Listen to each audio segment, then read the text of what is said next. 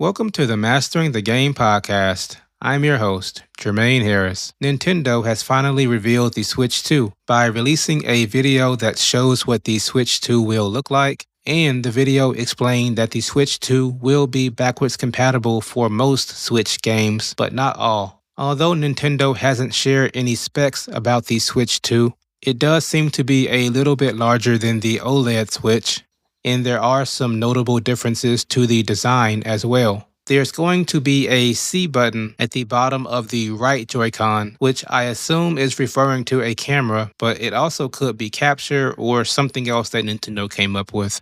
The Switch 2 will also have two USB-C ports, one at the top and one at the bottom, which seems like it could be helpful if needed. To me, the biggest design change is the way that the Joy-Cons connect to the console. I'm a fan of the way that the current Switch does their connection. For the traditional Joy-Cons, you're able to slide the Joy-Cons to the left and right side respectively, and they fit into the console perfectly. But what we have with the Switch 2 is a connector on either side of the console where you basically have to plug in the left and right Joy-Cons to connect the Joy-Con controllers to the console.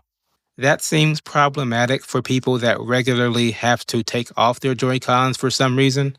For example, if you have to reconnect several Joy-Cons to one console, you're going to be doing a lot of unplugging and plugging in of a Joy-Con, which would be putting additional wear and tear on that connection. I'm not sure why Nintendo decided to move away from the current method. I hope that the Joy-Con connection issue isn't as bad as I think it will be. As someone who currently has a OLED Switch, I don't see a need for me to buy a Switch 2, at least not right now. Let me know in the comments if you're planning to buy a Switch 2. Thanks for listening.